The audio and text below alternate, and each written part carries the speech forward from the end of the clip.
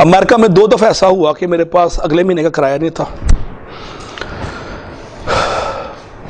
2000 तनख्वाह थी मेरी आर्मी कैप्टन की, उसके $100 भी नहीं बनते थे। $1200 मेरे मकान का किराया था।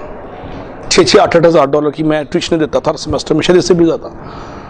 कार की इंश्योरेंस, कार की किस्तें, हेल्थ इंश्योरेंस, फलानी इंश्योरेंस। 2 दफ़ा में ब्रेक हुआ फाइनेंशियली, फिर निकला विल पावर से। आखिरी स्टेज पे पीएडी एडवाइजर ने कहा कि तुम्हारा पीएडी का कोर्स वर्क ही गलत है, दोबारा से शुरू करो 2 साल और। दूसरे आर्मी ने वारंट निकाल लिया था कि तुम ना आए तो मैं अरेस्ट कर लेंगे। मिनिस्ट्री ऑफ साइंस ने कहा था कि तुम स्कॉलरशिप पे गए हो, तुम्हारे वालिद साहब का बॉन्ड है, हम आपका मकान जब्त करके भेज देंगे अगर आप ना आए तो।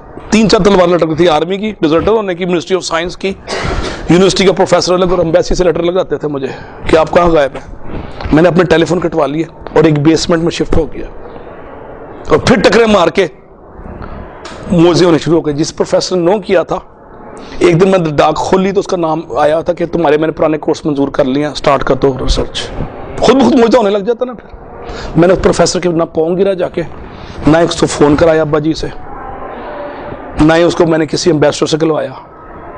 मोजे खुद ब खुद होने लग जाते हैं और हर इंसान के साथ होते हैं जो चैलेंज जोन में घुस जाता है। आप चैलेंज जोन में घुसने का तैयार कर लें आज के बाद। उसके बाद नेचर जो है ना खास शफकत और खास रहमत करने लग जाती है। I am not a spokes person of nature, लेकिन ये मेरे साथ हुआ, आप सबके साथ भी होता होगा और आपने महसूस नहीं किया। ये हो सकता है अभी तक आप कंफर्ट जोन में बैठे हों, दफ्तर में काम किया, घर में जाकर सो गए, टीवी देख लिया, बच्चे की शादी कर दी, बेटी को अमेरिका भेज दिया पढ़ाने के लिए पीएचडी। ये कंफर्ट जोन वाला काम है।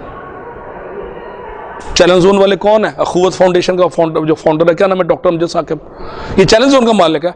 डीसी से कमिश्नर होते होते उसने इस्तीफा दे दिया, इसलिए मैं सोसाइटी के लिए काम करूंगा। आज अरबों रुपया तकसीम कर रहा है गरीब परवरी के लिए गुरबत मुकाम में। अब इसको अमर होने से कोई रोक नहीं सकता। मैक्सिमम फेडरल सेक्रेटरी बन जाता ना वो, अब अमर हो जाएगा ये अमजद साकिब। सोसाइटी में अच्छाई फैला रहा है और सदका जारी कर रहा है। तो ये मैसेज आ गया हमारे पास कि आप इम्पॉसिबल को धक्का देते रहे, वो हटता रहेगा। अच्छा, इम्पॉसिबल को आपका ख्याल है बड़ी मोटी सी दीवार है 8 फुट की, आपके धक्के से फर्क नहीं पड़ेगा। जब आप धक्का देते हैं वो कितने की दीवार होती है, गिर जाती है। धक्का देने के लिए सिर्फ करीज चाहिए। क्या हम धक्का देने के लिए तैयार हैं? अगला सवाल ये, अगर हैं तो आपको लाजमी बात तरक्की होगी। The only place where your dreams become impossible is your own thinking. जहां पे आपकी ख्वाबें नामुकम्मल होती हैं या इम्पॉसिबल होता है वो आपकी थिंकिंग है। थिंकिंग महदूद है, जिंदगी महदूद है। थिंकिंग बड़ी है, जिंदगी बड़ी है। अब ये आपका काम है कि आपने मुंशी मोहम्मद रिटायर्ड होना है, या बिल गेट बनना है, या आपने सफी कुरैशी बनना है, या बोरियां धोते धोते आपने 100 जहाजों के मालिक बन जाना है।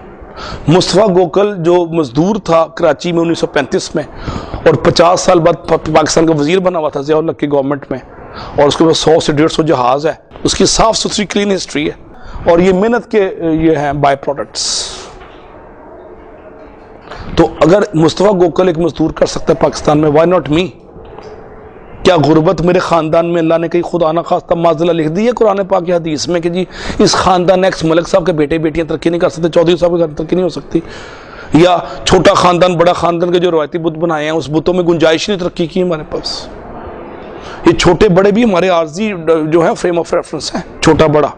नेचर के नज़दीक कोई छोटा बड़ा नहीं है। नेचर का एक ही असूल है कि जितना जोर लगाओगे मैं नवाजूंगा। कुरान जीत की आयत के मैंने मफ़हूम बता दिया, जितना जोर लगाओगे मैं नवाजूंगा।